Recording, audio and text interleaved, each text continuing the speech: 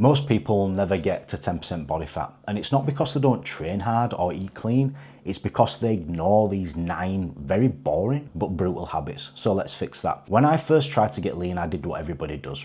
Endless cardio, low calories, random workouts. Yes, I dropped weight, but I didn't look lean. I looked flat, tired, small. What changed everything for me was these 9 habits I'm about to show you. Therefore, by the end of this video, you'll know the habits that work so you can cut through the noise and bin the rest.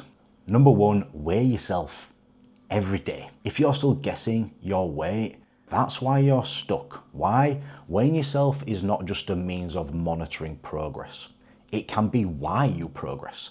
So first thing in the morning, before food or water, after the toilet, step on the scales and just snap a picture. This is one of the most impactful and practical habits that you can adopt when you're trying to get lean. It provides accountability, and that is the biggest needle mover. It's not your training plan, it's not your diet plan, it is accountability, which is why the direct access stack with my clients works so well. Support, guidance, accountability, it helps them win. Number 2 is to prioritize resistance training, because cardio cuts weight, lifting carves a physique. There's a big difference. One of the most common mistakes most people when trying to get lean is overemphasizing cardio and calorie restriction and not placing enough emphasis on weight training. You do have to understand that your physique is a consequence of what you do with it. So focusing too much on cardio and calories leaves people just skinny. Yes, they get leaner, but they don't have any muscle mass. It's a two-way street between leanness and muscle mass, right? Yes, being lean makes you look more muscular, but also being more muscular makes you look leaner. So if you're trying to get lean, most of the time that you spend training and the energy that you expend training should be lifting weights. Don't burn fat by chasing sweat. Burn it by controlling what goes into your mouth. This is why we anchor every phase of push-pull-run around progressive overload. Built to Thrive isn't just random workouts, it's precision training that drives results. And this next habit is the one that I see guys break the most. And it's number 3, planning ahead. Winning it is not a strategy. Chaos kills progress. Getting to 10% body fat requires you to make the right choice many times over. A break in routine often leads to poor decisions. Therefore, whilst accepting an element of the unknown in your day, you should plan ahead when it comes to your training, nutrition, and rest. That might mean planning out what your entire training week looks like, what you're going to do on what day each time, or planning a rest day when it might be convenient. It could mean prepping your gym outfit, it could mean prepping all your meals. Whatever it is, organization is your friend, which allows for routine, and that gets you into a groove. If you've got no plan, you've got no progress, and it's that simple. Discipline is preparation. Weakness is winging it. Number 4 is just having no cheats whatsoever. I think having a cheat meal holds most people back. I know this is against the grain advice, but hear me out.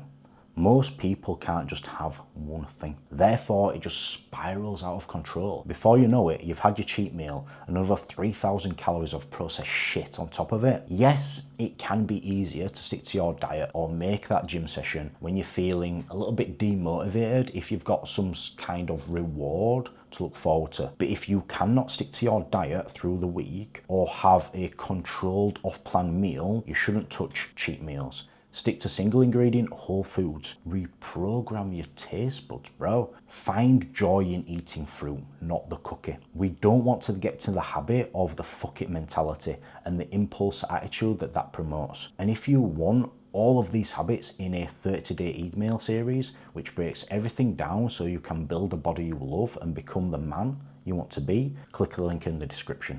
It's free. Next up, number 5, getting into a sleep routine. Poor sleep kills your gains. Why? This could be just due to your lack of energy to train with enough intensity or your diet adherence. Most people know this, but most people still don't do it. A strict bedtime that you do not compromise on is the first building block that you need to put in place. Then there are lots of other things that you can do too, but for me, 10-3-2-1 rule works a treat for most people. 10 hours before bed, stop caffeine. 3 hours before bed, finish eating.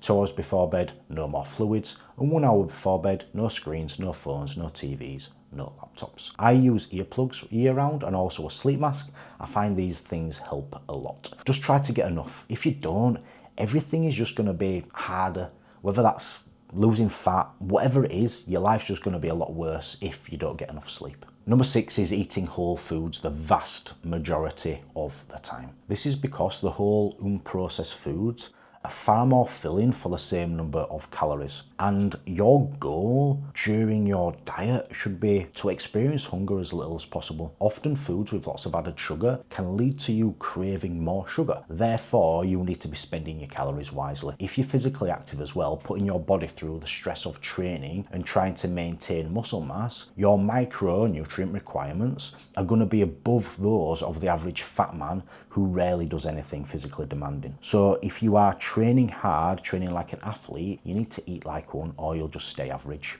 If you want to feel as good as you can, a nutrient dense diet is going to be a big contributing factor towards that. If your body's under pressure, your diet needs to pull its weight. And this is why we anchor every phase of my simple dieting system around single ingredient foods. You know, Built to Thrive isn't random recipes, it's performance focused nutrition that drives results. And this follows us in to number 7, staying hydrated. You're not hungry, you're bored, tired, or dehydrated. It's essential when it comes to performance, but it's also a helpful tool in staving off hunger. Firstly, drinking with meals is going to help you feel fuller.